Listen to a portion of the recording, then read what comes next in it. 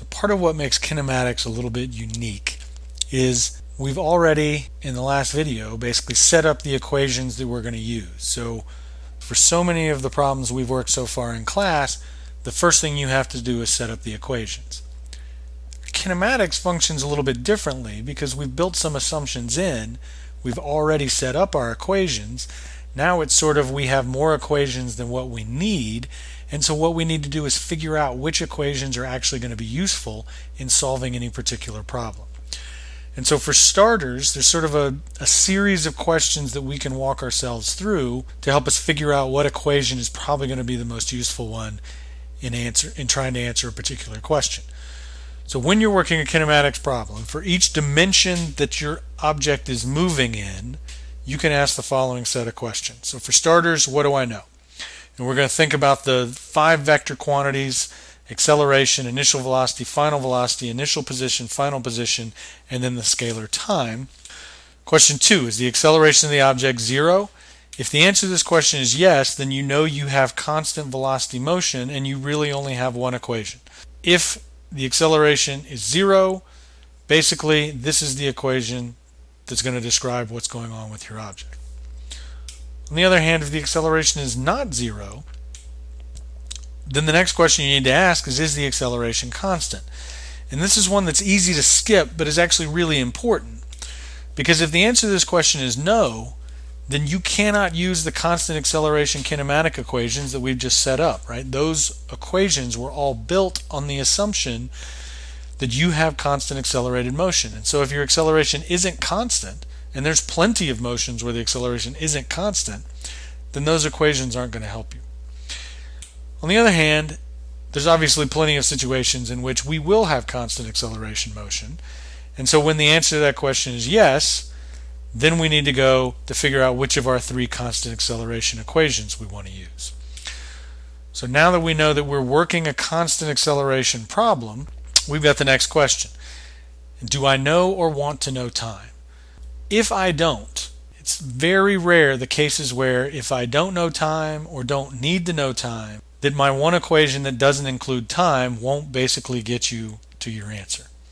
So if I don't know time or don't want to know time, I'm almost always going to go ahead and use my v squared equation and see if that basically solves the problem. On the other hand, if I do know time, or I know that that's what I need to solve for, then the next question is, do I know more about positions or velocities?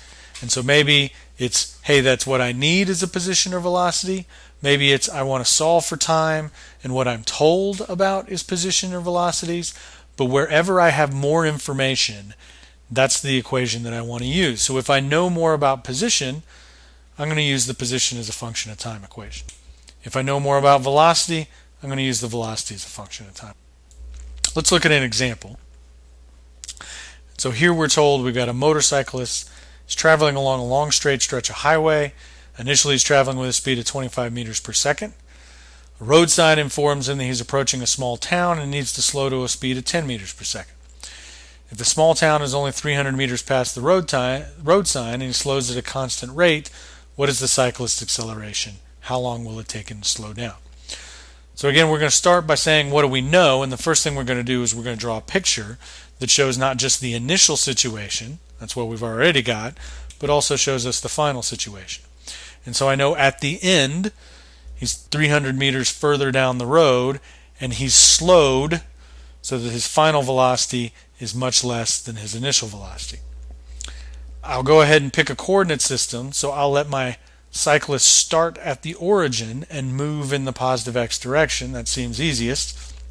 What has to be going on with the acceleration? Well, I know that if he's slowing down as he moves to the right, then the acceleration must point in the opposite direction of the velocity, so the acceleration has to point back to the left. So when I think about my table, I don't know the acceleration. I do know that I can treat it as constant, and I know that it has to be negative. So in terms of thinking about this as a component, this component has to be negative because it points back in the negative direction. I'm not going to go ahead and pull that out. Basically, I'm leaving this as the x component of vector A, and I'm simply making this notation so that I can in the end check and make sure that that value is negative. The initial velocity was 25 meters per second. The final velocity was 10 meters per second. The initial position given my choice of coordinate system, he started at the origin. He ended up 300 meters further down the road, and it took some time. So when I think about my two unknowns, I don't know the acceleration and I don't know time. But of course, when I look up at the two questions that I was asked, they basically line up with my two unknowns. So what was the cyclist's acceleration? Obviously, I'm going to solve for the acceleration. How long will it take for him to slow down means I want to know what the time is.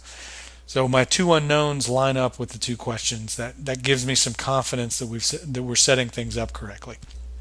So now taking that table, I can now walk myself through my series of questions. And so the first one was the acceleration 0? Again, here I know it's not. Is it constant? I'm told to treat it as constant. So sure enough, I'm going to say that yes, it is constant. Do I know or need to know time? Well, I can argue that yes, eventually I want to know it. But for starters, I don't need to know it. So let me start by using that v-squared equation. And so sure enough, I'll just rearrange this for the acceleration. That's what I'm interested in solving for. And I know all these other values. So I know that the initial velocity was 25 meters per second. That's going to get squared. The final velocity was 10 meters per second. That's going to be squared. I'm subtracting the 25 squared from the 10 squared and dividing that by 2 times. And final position is 300 minus initial position was 0. And so what I get is an acceleration of negative 0.875 meters per second squared. Before I do anything else, that negative sign again makes sense because I knew that in slowing down, I needed an answer for the acceleration that was negative. For time, if I want time, do I know more about final velocities or final positions? And here, I know the same for both. So I know both final velocities and final positions. So it really just becomes an issue of, well, do I want to deal with the linear equation for velocity or the quadratic equation for position? Either one will work. Since I'm interested in making my life easier, I'll choose the linear equation to solve for. And so again, start with my velocity as a function of time, solve that for time, plug in my values, including the acceleration, and I get that it takes 38.6 seconds.